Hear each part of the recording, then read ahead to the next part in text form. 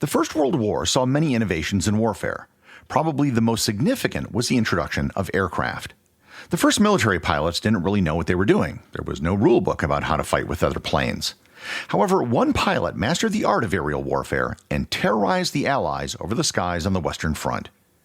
Learn more about Manfred von Richthofen, aka the Red Baron, the greatest ace of World War I, on this episode of Everything Everywhere Daily.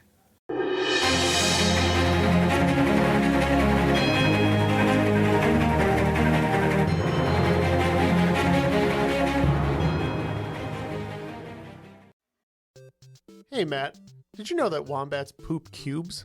Nope, never heard that before. Did you know the unicorn is the national animal of Scotland, Ken?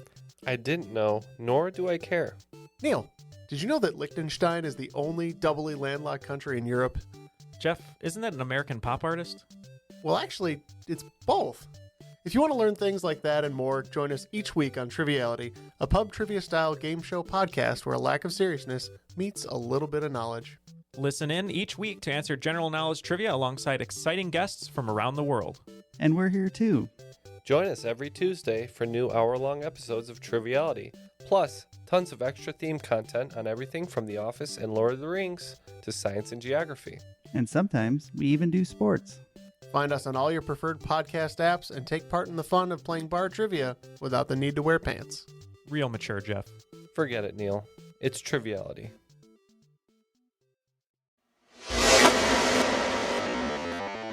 In 1903, the Wright brothers took their first motorized flight in Kitty Hawk, North Carolina. Just 11 years later, the First World War broke out in August of 1914. In that 11 years, there was an enormous amount of progress made in aviation. When the war started, no one had ever used airplanes in war before. It wasn't just a completely new technology, it was a completely new dimension on the battlefield. Instead of just considering a two-dimensional battle map, you now had to think in three dimensions. When the war began, the first use of aircraft was for reconnaissance. Planes were sent out over enemy lines to see what they were planning and where they would attack. The early planes would usually have two seats with a pilot and an observer. The use of aircraft was vital in the first days of the war when the French found that the Germans were attempting a flanking maneuver and were able to counter it. Cameras were eventually installed on airplanes, which allowed for detailed maps of the battlefield. Eventually, as each side had reconnaissance aircraft, they would often pass each other in the sky. Unlike the grunts on the ground, the pilots considered themselves gentlemen and often waved to each other as they passed. But eventually, understanding the importance of reconnaissance aircraft, the pilots began to take potshots at each other. The first aerial flights usually involved pointing a pistol or a rifle at the other plane. Aerial combat, however, quickly evolved. Ground crews figured out ways to install machine guns on aircraft, but they were very cumbersome. They were extremely hard to aim when mounted on the wings, and the wings were mostly made out of wooden cloth with many struts that got in the way. The thing which radically changed aerial combat in the First World War was the interrupter gear, or the synchronization gear. This allowed a machine gun to be installed in the front of the cockpit of an airplane so it could be aimed properly. The synchronization gear would only fire the gun when the propeller was in a position where the bullet wouldn't hit the propeller. The first planes with this synchronization gear were introduced by the Dutch engineer Anthony Fokker in 1915 in the single-seat Fokker E1. The planes were built for the Germans. So, with that brief introduction to World War I aerial warfare, I now need to introduce the subject of this episode, Manfred von Richthofen. Richthofen was born in 1892 to a wealthy German family. He was destined to be a military officer. He was sent to a military academy at the age of 11, and after 8 years in the academy in 1911, he became a cavalry officer in the Prussian army. When war broke out, he served with distinction on the Eastern Front and received the Iron Cross. However, his unit was eventually assigned guard duty for supply trucks, which left him unsatisfied. He wanted to make his mark during the war, but didn't join the military to, quote, collect cheese and eggs.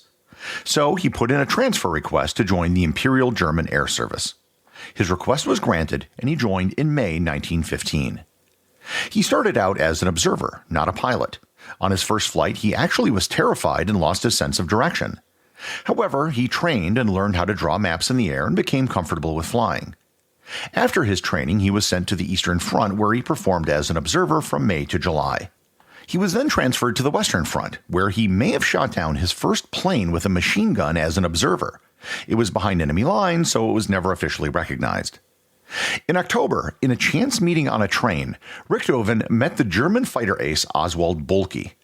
On the train, he asked Boelcke how he managed to shoot down enemy planes, and Boelcke just told him, quote, "Good heavens, it is indeed quite simple. I fly in as close as I can, take good aim, shoot, and then he falls down."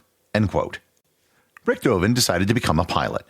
He was trained by the German pilot Georg Zummer and took his first solo flight on October 10th. He was given his pilot's license on Christmas Day 1915. Richthofen got off to a rocky start. He actually crashed his plane the first time he tried to take off. It wasn't until April 1916 when he was credited with shooting down his first fighter, a French airplane over Verdun, although again, because it was behind enemy lines, it wasn't counted. He still wasn't that experienced of a pilot. He flew into thunderstorms against the advice of more experienced pilots, something he learned never to do again. He was eventually reassigned to the Eastern Front in the summer, where he again flew reconnaissance. But in August of 1916, he again met Oswald Boelcke. Boelcke convinced him to join his new elite fighter squadron Jagdstaffel II, also known in English as Jasta II. The idea of a squadron of nothing but fighters designed to achieve air supremacy was a new innovation in aerial combat. On September 17, 1916, Richthofen shot down officially his first plane, a British fighter over France. After his first confirmed kill, he contacted a jeweler in Berlin to create a 2-inch silver cup with the date and type of aircraft engraved on it. This was something he did for the first 60 planes that he shot down until the supply of silver in Germany dried up due to the war. Within a few weeks of his first victory, he had shot down 4 more planes to achieve the title of Ace. On October 28th, his mentor and squadron leader Oswald Boelcke was killed in a mid-air collision with another German plane. While Boelcke was dead, the rules he created for his pilots, known as Ditka Boelcke, remained intact with his squadron. His rules were simple and didn't require fancy aerobatic flying. They were things such as having the sun at your back and never firing until you were in close range. Richthofen was a disciple of Ditka Boelcke and was largely responsible for his success. And here I should note that Manfred von Richthofen's younger brother Lothar was also a pilot who had 40 kills during the war. Unlike his brother, Lothar was an acrobatic pilot who relied on piloting skills more than planning and proper tactics. With Boelcke dead, Germany needed a new flying hero, and Richthofen thought that he was the man for the job. He kept racking up kills, including his most high-profile one, the British Major Leno Hawker. By early 1917, he had 16 kills and was now Germany's most successful living fighter pilot. He was now the leader of his own squadron, Jasta 11, with his brother Lothar. After his 16th confirmed kill in January 1917, he was awarded Germany's highest military honor, the Pour le Mérite, also known as the Blue Max. The other big thing that happened around this time was that he made the famous decision to paint his plane red. He is recorded to have said, quote, "One day, for no particular reason, I got the idea to paint my crate glaring red. After that, absolutely everyone knew my red bird. In fact, even my opponents were not completely unaware." End quote. This was also when he began to be called the Red Baron, a reference to the color of his plane and a loose translation of his title of nobility. Other members of Jasta 11 began to paint their planes red, at least partially, as so not to make their squadron leader's plane so conspicuous. The spring of 1917 was the most successful and deadliest phase of his military career. In the month of April, he shot down 22 planes, including 4 in one day.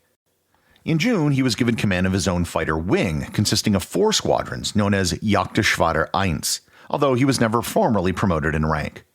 Jagdgeschwader 1 was given the nickname the Flying Circus. In July, he switched to flying the Fokker DR-1 triplane, which is the plane he is most associated with. However, only 17 of his kills came with this triplane that he made famous. On July 6th, he was seriously wounded and almost died. He suffered a head wound that caused temporary blindness, which almost caused him not to be able to land his plane. He returned to service 2 weeks later, but then convalesced in September and October. By this time, he was Germany's greatest war hero. He was dashing and flamboyant and extremely successful. During his time off, he took the time to write a book. By 1918, it had become obvious that his injury had taken a toll on him and diminished his reactions. The German government was starting to worry that if he died, it would be detrimental to morale. Richthofen, however, refused to take a desk job and continued to fly. The Germans were more than willing to promote stories about Richthofen which weren't true. They claimed that the British had an entire squadron dedicated to hunting him down, and that anyone who did shoot him down would be given an automatic Victoria Cross. Combat flying is a matter of playing the odds. Even if you're a great pilot, it can all come to an end with a lucky shot. If you fly enough sorties, it might just be a matter of time before your luck runs out. Manfred von Richthofen's luck ran out on April 18, 1918. Flying near the Somme River in France, he was in pursuit of a Canadian pilot by the name of Wilfrid May when he was shot in the chest and crashed.